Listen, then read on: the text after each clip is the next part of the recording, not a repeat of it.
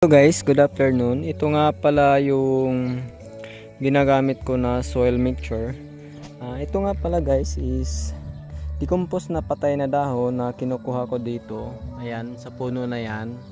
Tapos may nabarter po ako na rice hull. Decomposed na tong nabigay ng nabarteran ko. Kalidium lang yung binarter ko sa kanya. Then, ito po yung tinatawag na coco chips. Ito yung panghalo ko sa soil. Bali, hahaluin ko po yung tatlo para maging soil mixture ko. Ito lang po yung nagpapataba ng kalidium ko. Hindi ako gumagamit ng Osmocote kasi another gastos po kasi guys.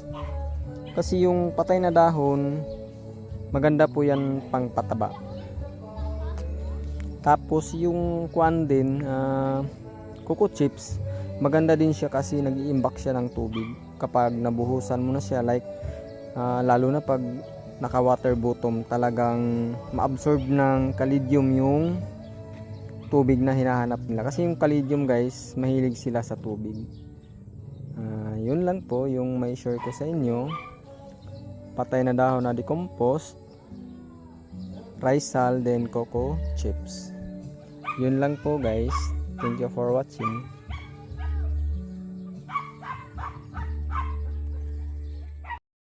Kasi nga pala yung finished product, tatlong ingredients ng soil. Bali, wala po akong ginagamit na lupa, coco chips, patay na dahon, tapos rice hull na decomposed na kasi yung nabigay ni na barter ko, pero goods to. Ganito po yung soil ko guys.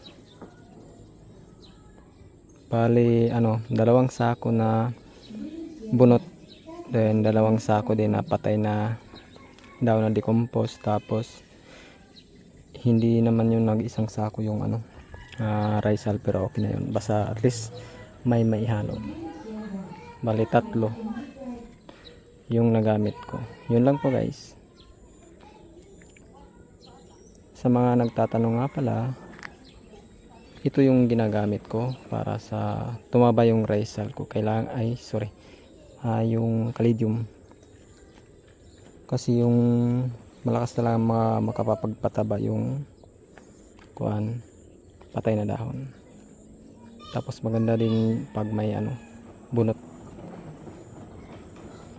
Sariling experience or experiment ko lang po ito.